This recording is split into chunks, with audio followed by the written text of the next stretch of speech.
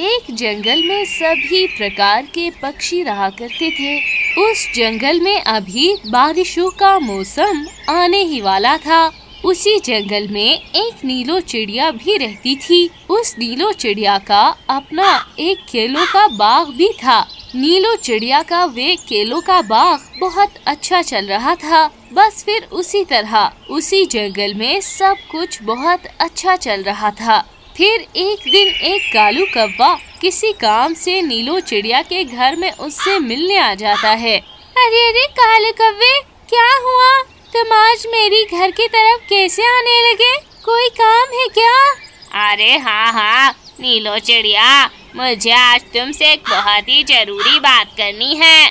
अरे हाँ, बोलो बोलो कालू कौवे, क्या काम है तुझे मुझसे? बोलो बोलो, मैं सुन रही हूँ तुझे। अरे हाँ वो नीलो चिड़िया, मैं तुम्हें यहाँ पर ये कहने आया हूँ कि देखो, तुम्हारा जो वो केले का बाग है वो तो अब काफी ज्यादा आगे बढ़ गया है। तो क्यों ना तुम अपने उस केले के बाग में से कुछ हिस्सा मुझे दे दो।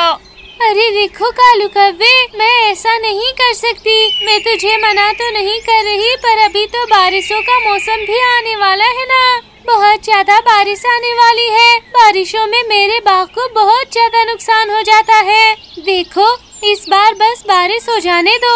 अगर बारिश में इस बार मेरा कम नुकसान हुआ तो मैं तुम्हें दे दूंगी केले की फसल।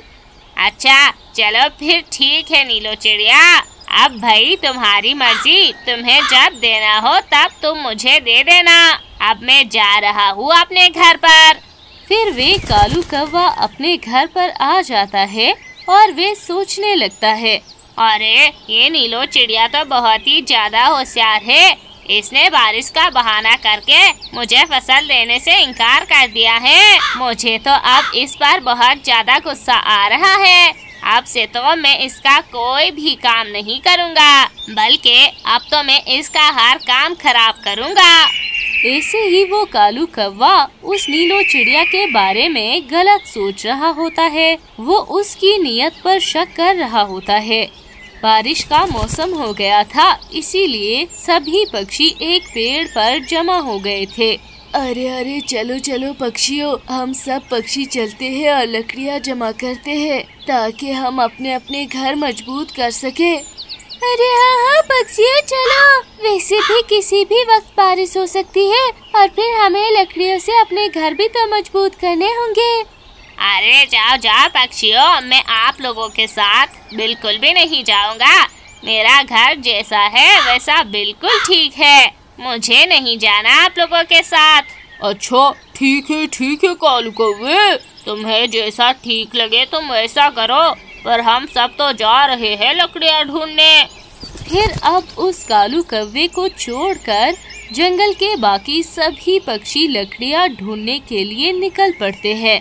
अब कुछ ही देर में जंगल के सारे पक्षी लकड़ियाँ जमा करके अपने अपने घर के सामने रख देते हैं। अब कुछ ही देर में रात हो जाती है, लेकिन बारिश नहीं होती और आज वो कालू कौवा घर में बैठे सोच रहा होता है, अरे ये आज मैंने इतनी बड़ी गलती कैसे कर दी। मैं आज अपना नया घर बनाने के लिए लकड़ियाँ जमा करने गया ही नहीं। और तो और मेरा तो ये घर भी इतना मजबूत नहीं है। ये घर तो बिल्कुल भी बारिश को बर्दाश्त नहीं कर पाएगा।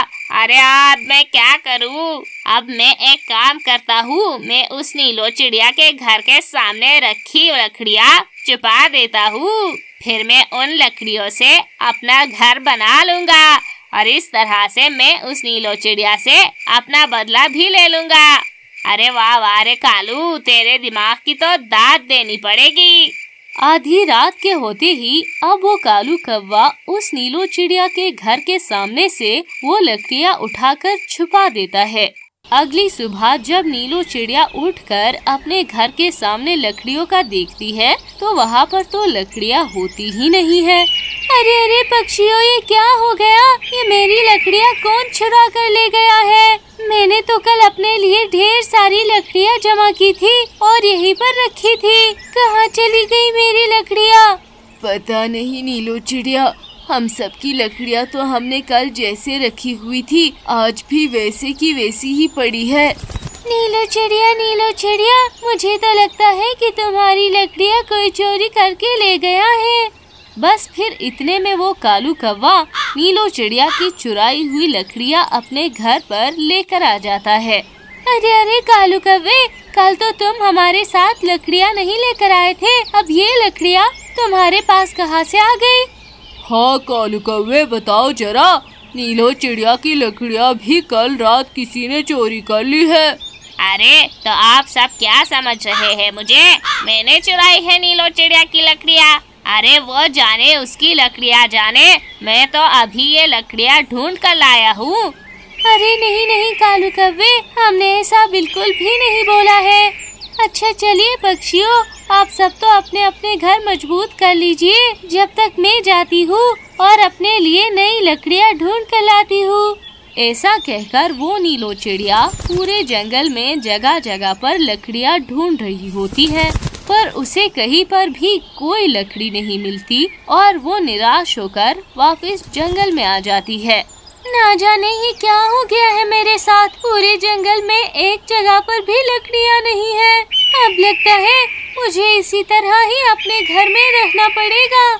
दूसरी तरफ जंगल के बाकी सारे पक्षियों के घर अब तो नए और मजबूत हो गए होते हैं और इस तरफ नीलो चिड़िया का घर वही पुराना होता है।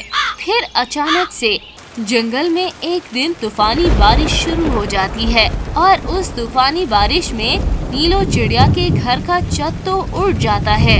अब वे नीलो चिड़िया बारिश में ज्यादा भीगने की वजह से कालू कौवे के घर पर आती है। अरे कालू कौवे, तुम मुझे अपने घर में रख लो जब तक ये बारिश नहीं रुकती है। मैं लकड़ियाँ ढूंढने गई थी पर मुझे लकड़ियाँ नहीं मिली है और तो और मेरे तो घर की छत भी उड़ गई है। तुम मुझे अपने घर में रख लो ना। अरे नहीं नीलो चिड़िया, मैं तुझे अपने घर में नहीं रख सकता। तुमने भी तो मुझे अपने केले की फसल नहीं दी थी।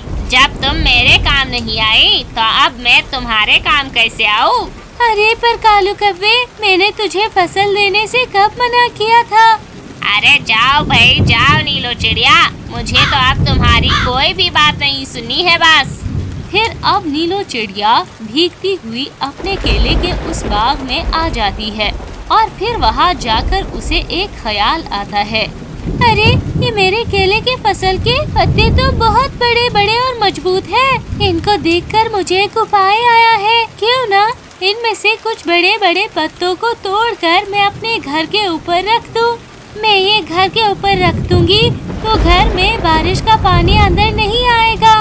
बस फिर यही सोचकर वो नीलो चिड़िया कुछ केले के पत्तों को तोड़कर अपने घर पर आ जाती है। उन केलों के पत्तों के छत पर रखते ही बस अब नीलो चिड़िया के घर में पानी आना बंद हो जाता है। बस फिर अब वो नीलो चिड़िया अपने घर में रह रही होती है। दूसरी तरफ से वह कालू कौवा देख रहा होता है कि नीलो चिड़िया किस तरह से रह रही है अपने घर में। अरे कहीं मैं नीलो चिड़िया के साथ गलत तो नहीं कर रहा हूँ? ऐसा तो नहीं कि मैंने नीलो चिड़िया के साथ गलत किया हो, उसके बारे में गलत सोचा हो। अगर उसे मुझे अपनी फसल से मना करना होता तो वो मुझे उसी वक्त ही फसल से मना कर लेती। अब मुझे एहसास हो रहा है कि मैं उसके साथ गलत करके उसे फजूल के ही सजा दे रहा हूँ। अब मुझे उसके पास जाना होगा। अब मैं एक काम करता हूँ, कुछ भी करके उसके पास चला जाता हूँ और उसे अपने घर के अंदर लेकर आता हूँ। बस फिर यही सोचकर वे कालू कौवा नीलो चिड़िया के पास आ जाता है।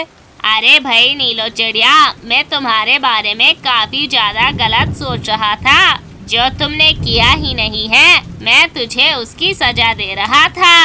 अरे हाँ नीलो चिड़िया, मैंने ही तुम्हारी लकड़ियाँ चुराई थी गुस्से में आकर। बस फिर वे कालू कौवा नीलो चिड़िया को सारी बात सच सच बता देता है। अच्छा हुआ कालू कौवे कि तुम्हें तुम्हारी गलती का एहसास हो गया। हमें किसी के भी बारे में ऐसे ही खुद से गलत नहीं सोचना चाहिए। अरे हाँ नीलो चिड़िया, तुम मुझे माफ करो और मेरे साथ मेरे घर में चली जाओ। अच्छा ठीक है कालू कौवे, मैंने तुझे माफ कर दिया है, पर हाँ मैं इधर भी ठीक हूँ। इन केले के पत्तों की वजह से मेरे घर पर बिल्कुल भी पानी नहीं आ रहा है। अच्छा ठीक है नीलो चिड़िया, जब तक बारिश नहीं रुकती तब तक मैं भी यहीं पर ही रहूँगा। अरे हाँ कालू कौवे, ये तो और भी अच्छा है इस बारिश में मुझे तुम्हारा साथ मिल जाएगा। फिर वो कालू कौवा और नीलो चिड़िया एक साथ उस केले के पत्तों के घर के अंदर रह रहे होते हैं। बस फिर ऐसे ही सब कुछ ठीक हो जाता है। तो प्यारे दोस्तों, हमें इस कहानी से ये प्रेरणा मिलती है कि हमें किसी के भी बारे में खुद से गलत नहीं सोचना चाहिए।